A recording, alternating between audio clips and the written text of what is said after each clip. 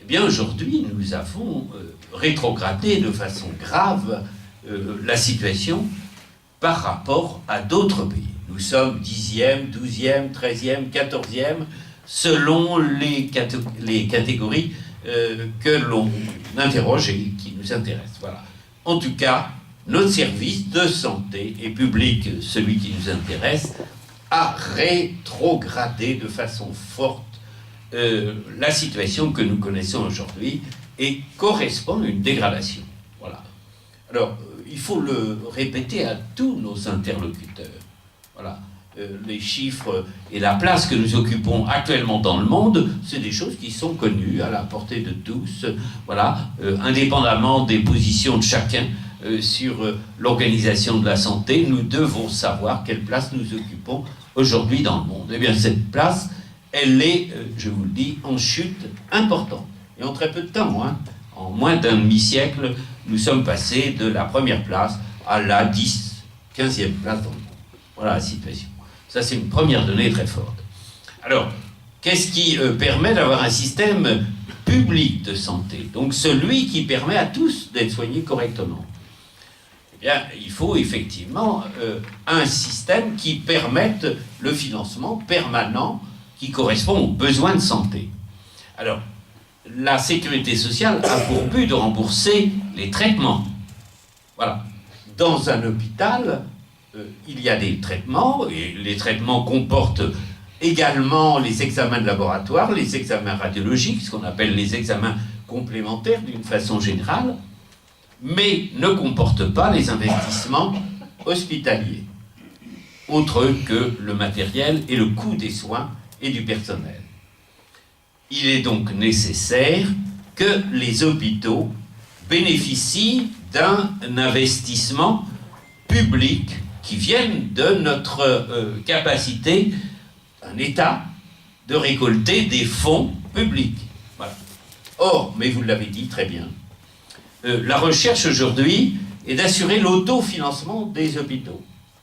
Autrement dit, l'hôpital doit non pas faire des profits, parce qu'il a été question de rentabilité, oui, de rentabilité, mais parlons clairement de ce que veut dire la rentabilité pour un hôpital public.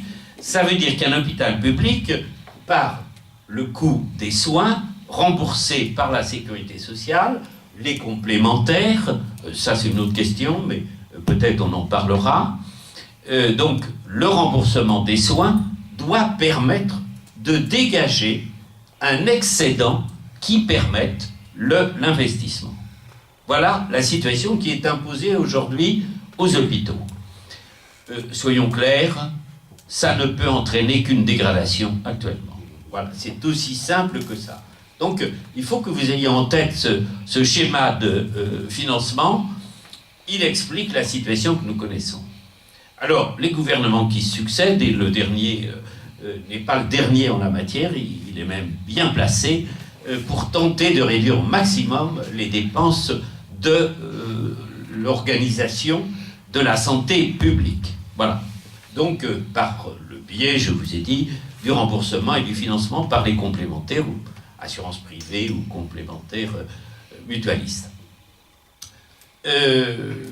Comment le gouvernement actuel et les précédents tentent de réduire donc les dépenses publiques de santé?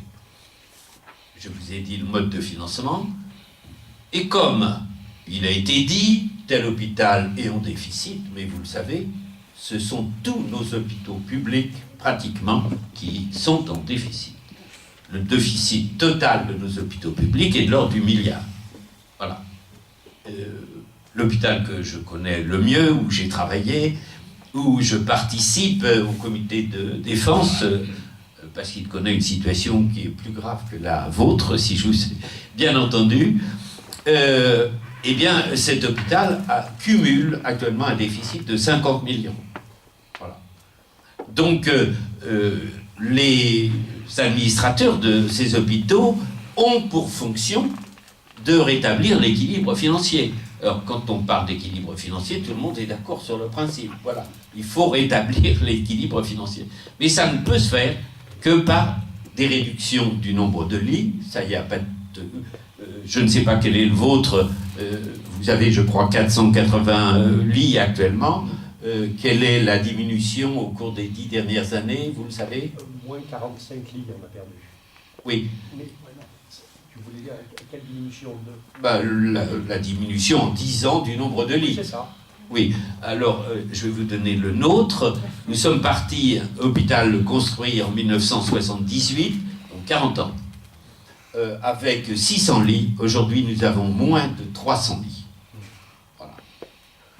Et nous venons de subir la fermeture d'une maternité qui est équivalente à la vôtre, c'est-à-dire qui accueille entre 15 et 1700 bébés par an, qui est de niveau 3, je crois que vous êtes de niveau 2.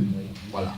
Eh bien, on n'a pas hésité, face à la situation que nous avons, à fermer cette maternité.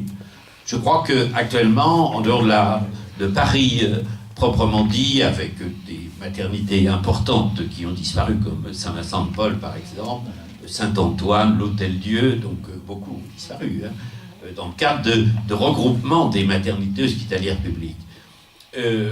Nous connaissons la même situation en ce qui concerne donc nos maternités. Alors, vous avez gardé votre maternité. Je pense qu'il faut que vous la gardiez avec beaucoup d'attention. Hein. Elle va sauter. Elle va sauter. Le but, c'est les maternités 4 à 5 000 naissances. C'est la réduction du coût, du prix de revient des bébés. C'est de ça qu'il s'agit. Hein. C'est pas autre chose. Hein. J'utilise des termes qui paraissent choquants, mais c'est pourtant la réalité. Voilà.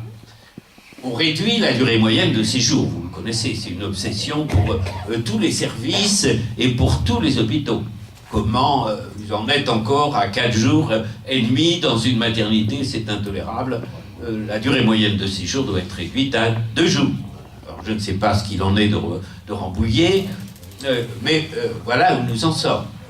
Alors, il faut s'entendre sur la durée moyenne de séjour. Nous avons effectivement aujourd'hui des techniques qui nous permettent des traitements quasi ambulatoires. C'est un progrès, à bien des égards, mais à condition que la personne qui doit subir un traitement chirurgical de type ambulatoire, c'est-à-dire elle rentre le matin, elle repart le soir, il faut qu'il y ait quelqu'un à son domicile. Je peux vous assurer qu'après une celluliochirurgie, on a peur, voilà, si on est tout seul chez soi le soir. Hein. Voilà, donc il faut que les gens soient accompagnés, qu'il y ait une proximité et un environnement sanitaire qui permettent de prendre en charge les complications pas graves, qui rassurent quand c'est nécessaire. Voilà, donc voilà les mesures qui sont utilisées aujourd'hui pour réduire le coût général de santé publique. Ce ne sont pas du tout des préoccupations pour le secteur privé. Voilà, il faut bien comprendre ça. Voilà, le secteur privé bénéficie quand même, évidemment, du remboursement de la sécurité sociale et des mutuelles. Hein. N'oublions pas ça. Autrement dit, le secteur privé se développe grâce à la sécurité sociale. Hein, il faut aussi le répéter si on veut être correct sur l'analyse générale de la situation. Voilà. Alors, pour passer en revue les perspectives qu'offre actuellement le plan de santé qui est en préparation, dont on voit arriver... Pardon. On voit arriver les premières conséquences.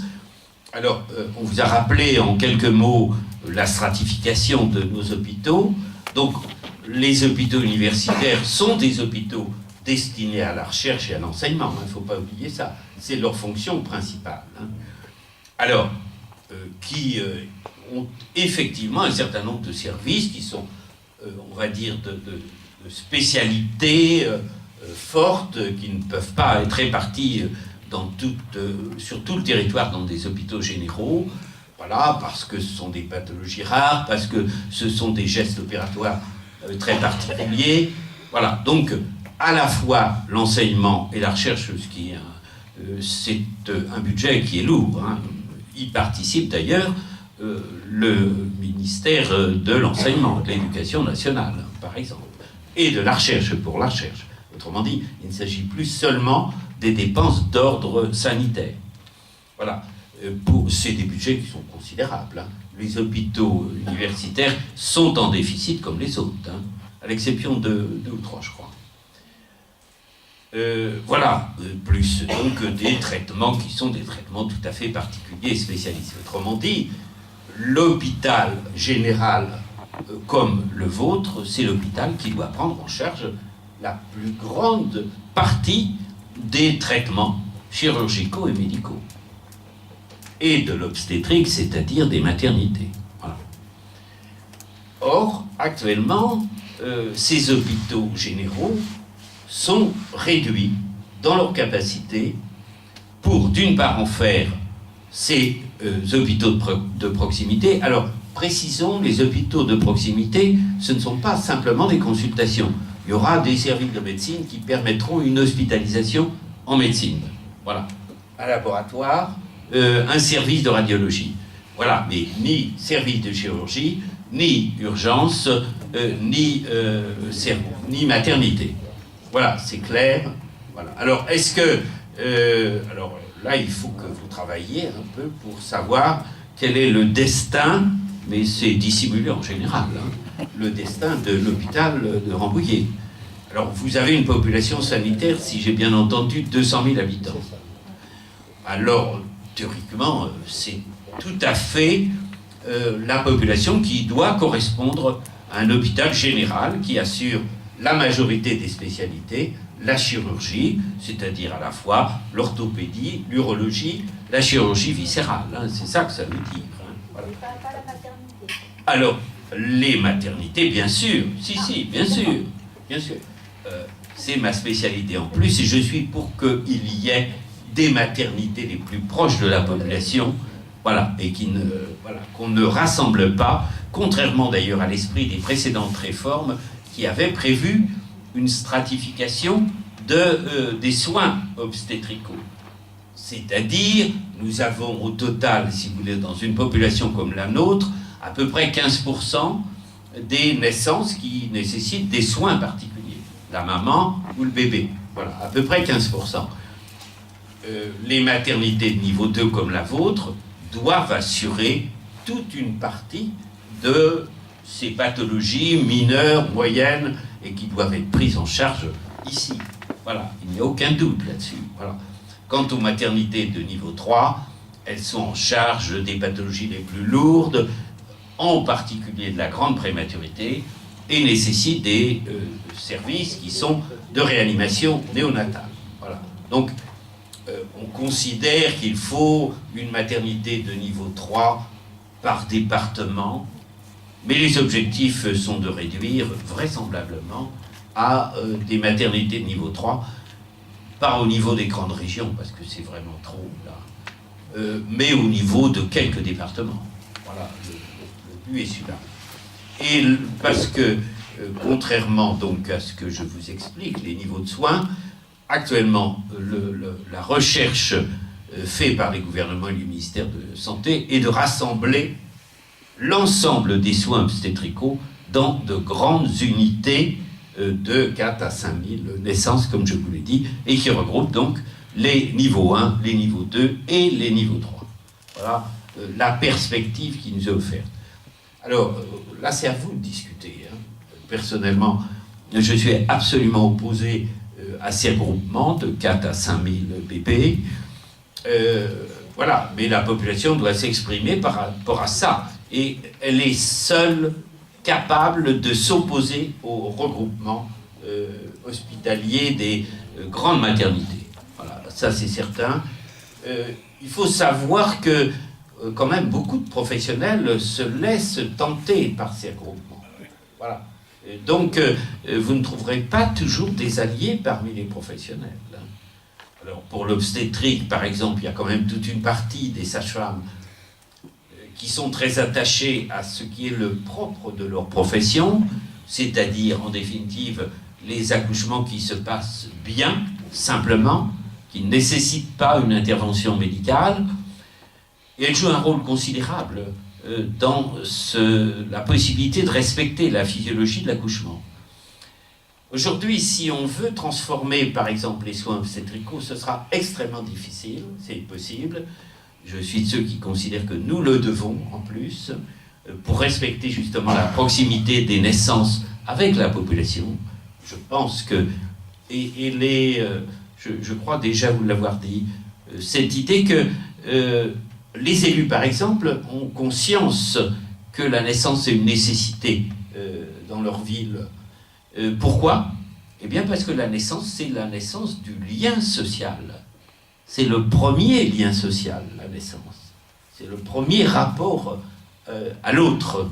Voilà, c'est ce qui crée ce qu'on appelle l'altérité, la capacité de s'occuper. Il faut, vous savez, l'espèce humaine est caractérisée par son extrême dénuement à la naissance. Voilà, nos petits ne savent pas marcher au bout d'un jour ou 2 jours. Il leur faut beaucoup de temps pour marcher.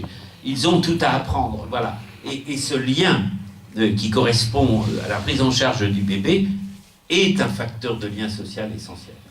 Voilà pourquoi je défends la persistance de maternités qui sont des maternités proches de la population. Voilà. Alors, en ce qui concerne les autres aspects donc, de l'activité hospitalière, pour moi, il est important aussi que, niveau 200 000 habitants, oui, il y a un hôpital qui soit un hôpital général, de plein exercice, autrement dit, qui assure la grande majorité des soins. Voilà.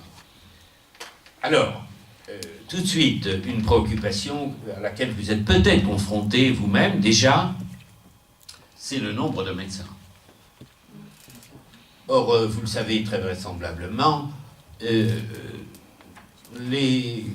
on va dire, le personnel politique a de réelles capacités d'anticipation. Mais vraiment très très fortes. Il a fallu, pour en arriver à la situation que nous connaissons aujourd'hui, qui oblige à la fermeture des petites maternités, en tout cas c'est le prétexte qui est donné, mais c'est aussi une réalité, il fallait penser longtemps avant qu'il était nécessaire de diminuer le nombre de médecins pour pouvoir ainsi réduire les capacités hospitalières actuelles. Voilà. C'est ce qui s'est passé, on a divisé par 2 le nombre de médecins formés pendant plus de 20 ans. C'est l'équivalent de 100 000 médecins. Voilà. Excusez-moi, je n'ai pas bien compris la logique. De Ce que vous venez d'expliquer. la réduction du nombre de médecins. Oui. Alors, je ne sais pas ce que vous... dans votre maternité, vous n'avez peut-être pas de difficultés. Ah, je sais On pas, utilise... moi, ça fait trop longtemps déjà. Oui, non, mais la population... ça peut revenir. Sait, donc vous devez savoir ça. Si vous êtes... vous savez la situation de votre maternité. Je ne connais pas beaucoup de maternités en France où on ne se plaint pas du manque de médecins. Voilà. Donc, le but, pour transformer nos maternités en usines à bébés, a simplement consisté à réduire le nombre de médecins formés. Ah, de médecins en général. Voilà. Oui, bien sûr, bien sûr, bien sûr. Comment ? C'est ce qu'on appelle le numerus clausus. Voilà. Est-ce que c'est clair là ? Ouais. Bon, voilà. Merci. Donc, ça, c'est absolument prodigieux. Oui. Absolument prodigieux. La baisse du nombre de médecins formés, c'est 73, 74, 75. On passe de 8500 à peu près à 3500. On a augmenté le numerus clausus, pour reprendre ce terme savant, c'est-à-dire simplement le nombre de médecins formés, depuis 2 ans seulement. On a retrouvé, en un peu moins important, le nombre de médecins formés de 1973. Or, vous connaissez une des caractéristiques de la France, très forte, hein, c'est l'augmentation d'une démographie très dynamique. La population de la France est passée de 42 millions en 1945 à aujourd'hui 68 millions d'habitants. C'est une progression considérable. Hein. Voilà. Autrement dit, les besoins de santé, et pour voir la totalité de nos besoins, ont augmenté du fait de l'augmentation de la population. On a aujourd'hui des capacités, on va dire, sanitaires qui sont grandes, qui nous permettent de ne plus voir mourir de bébés, sauf exceptionnellement, ce qui n'était pas le cas en 1945. Hein. Les handicapés mouraient à l'occasion d'épidémies diverses, par exemple, hein, de diarrhée aiguë, très simplement. Hein, voilà. Bon, tout ça est disparu, voilà, ou presque disparu. Voilà, je vous cite ces exemples, il y en a beaucoup d'autres.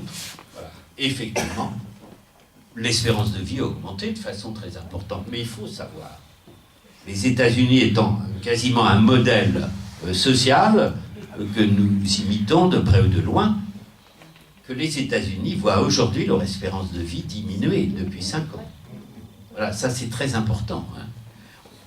Alors nos pays, les pays occidentaux riches comme le nôtre, l'espérance de vie stagne. Voilà. Elle n'a pas chuté encore, mais on s'y prend comme pour, si on voulait, la faire chuter. Hein. Voilà. Donc voilà quelques données importantes sur le plan sanitaire. Merci, M. Cesbron. Alors, je rappelle à tout le monde qu'il reste à peu près 1 heure hein, pour échanger. Donc, on va essayer de satisfaire tout le monde. Il y a déjà une personne qui, depuis tout à l'heure, souhaitait intervenir. Ensuite, nous passerons la parole à M. Jutier. Et puis, il y a également M. Poulet, qui est là-bas, l'animateur du réseau Les Colibris, qui interviendra. Madame aussi, je ne vous ai pas oublié. Il y a M. le maire qui interviendra, et puis monsieur également qui est ici. Voilà. Non, moi j'ai eu ma réponse. Enfin, je suis peut-être très pessimiste, mais effectivement, je ne suis pas sûre qu'on garde cette maternité à Rambouillet. Mais je voudrais savoir aussi, est-ce que quelqu'un pourrait expliquer, parce que j'ai pas très bien compris, parce que l'article dans la presse n'était pas très clair, au sujet des remboursements concernant les ambulances sur les hôpitaux. Dans le nouveau projet de Madame Buzyn, il y a ça aussi, puisque la santé pour elle, c'est du fric, hein, de toute façon. Hein, c'est comme ça. Je veux dire, les pôles d'excellence, les pôles d'excellence, ils les ont fait aussi dans les universités, donc ils les font partout. Mais je ne sais pas, j'ai pas bien compris le système des remboursements maintenant concernant les ambulances. Comment va pouvoir être remboursé quelqu'un? Est-ce que c'est suite à une intervention dans l'hôpital? Est-ce que j'ai pas bien compris ça? Et je voulais poser la question parce que ça touche aussi les personnels des hôpitaux en général. Et moi, je pense que même dans le privé, je ne suis pas sûre que les personnels puissent travailler dans de bonnes conditions aussi. Parce que dans le privé, il y a aussi la rentabilité qui est là. Donc, non, mais c'est pas dans le privé, il y a seulement la rentabilité. Oui, mais je veux dire, la qualité de... Il doit dégager des... Mais je pense que les personnels sont aussi malmenés que dans le public. Bien sûr, on est mais bien d'accord. Il n'était pas question du personnel. Okay. Voilà, merci madame. Je vais passer mon micro à M. Jutier, comme ça, Jean-Pierre, tu peux rester effectif. Voilà, d'accord. Allez-y, monsieur. Merci beaucoup. Oui, je ne vais pas prendre beaucoup de temps pour laisser un peu de place au débat. Je voudrais simplement venir sur un point qui est très important, qui concerne directement le travail des élus sur le territoire. Peut-être que Jean-Louis Flores en dira 2 mots, qui concerne l'importance d'avoir un hôpital complet, dynamique, et dans lequel la population a confiance, sur un territoire, non seulement évidemment pour soigner les gens, c'est la première fonction d'un hôpital, bien entendu, mais également pour rassurer les médecins de ville, pour permettre leur maintien, voire leur implantation, parce qu'aujourd'hui, sur Rambouillet et sur l'ensemble du sud d'Yvelines, on connaît un déficit de médecins, que ce soit des médecins généralistes, les derniers qui sont partis de Rambouillet, qui sont partis à la retraite, n'ont pas été remplacés, leurs cabinets sont vides, leur patientèle a dû se redistribuer, beaucoup de médecins complètement débordés ne prennent plus de consultations sans rendez-vous, ne prennent plus de nouveaux patients. Ça, c'est extrêmement problématique. C'est déjà très problématique pour la médecine générale, mais c'est vrai aussi pour les spécialistes. Essayez d'avoir un rendez-vous en gynécologie quand vous êtes nouvelle arrivante sur Rambouillet. Moi, j'ai énormément d'amis qui, en fait, vont consulter sur leur lieu de travail à Paris, à Saint-Quentin ou à Versailles. Donc, le fait d'avoir un hôpital en bonne santé, de proximité, même si ce terme aujourd'hui recouvre en fait une réalité qu'on ne peut pas voir s'installer sur le territoire, mais un hôpital qui permet d'avoir, pour les médecins de ville et les généralistes, des recours, un échange permanent, c'est extrêmement important. C'est extrêmement important non seulement pour le système de santé sur le territoire, mais également pour l'ensemble du développement économique, pour l'ensemble des services publics sur le territoire. Prenons un exemple tout bête, un jeune couple, une famille déjà constituée qui souhaite s'installer un peu plus loin que Paris ou qui vient de province. Comment va-t-elle faire son choix ? Elle va regarder s'il y a un hôpital, elle va regarder s'il y a une maternité qui peut les accueillir en cas de problème ou en cas de projet parental. Et évidemment, ces personnes-là, elles vont apporter leur investissement sur la ville, leur investissement associatif, leurs enfants dans les écoles, elles vont utiliser les services, elles vont évidemment avoir recours au commerce. Et donc, un hôpital tel que nous le connaissons heureusement encore aujourd'hui, s'il est certes malmené, il est en danger, il faut se battre pour le préserver, un hôpital tel que nous l'avons aujourd'hui, c'est un élément extrêmement structurant sur le territoire, non seulement pour le système de santé, mais pour toute la vie locale, économique, et pour les services publics de tout le Sud-Yvelines. Voilà. Et ça, il faut absolument... Alors, la question, c'était que faire. C'est vrai qu'aujourd'hui, les élus locaux ont très peu de prise, très peu de pouvoir sur les décisions qui, en fait, tombent de l'ARS, qui sont des décisions gouvernementales, avec effectivement un système, depuis des décennies, qui est un système libéral, hein, et qui voit effectivement dans l'hôpital plus une source de dépenses que de recettes, et ça leur convient pas. À partir du moment où on souhaite que l'hôpital finance par ses propres ressources ses investissements, on n'est plus du tout dans une logique de service public. Donc ça, localement, que peuvent faire les élus ? Ils peuvent se battre, comme Jean-Louis Flores l'a fait pour conserver un EHPAD, et puis ils peuvent soutenir les mobilisations, et effectivement, il faut que la population soit extrêmement vigilante et mobilisée, comme vous l'êtes aujourd'hui, et je tiens à remercier vivement l'ensemble des personnes qui, depuis maintenant 4 ans, se mobilisent au sein de ce collectif de défense et de développement de l'hôpital de Rambouillet. C'est fondamental. Merci beaucoup. Merci, M. Joutier.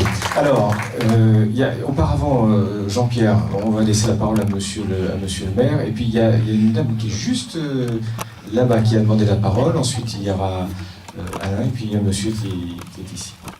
J'ai compris, il faut que j'aille vite. Allez-y. Non, il pourrait... il reste un peu moins d'une heure. Je rejoins David quand même. On se bat, c'est vrai, les petites communes, on se bat pour conserver un hôpital. Nous, c'est très compliqué. Si on perd Rambouillet, après, c'est dur. Il n'y a pas de transport parce qu'il n'y a pas que le malade, mais il y a aussi la famille qui doit aller voir. Et ça, c'est très compliqué.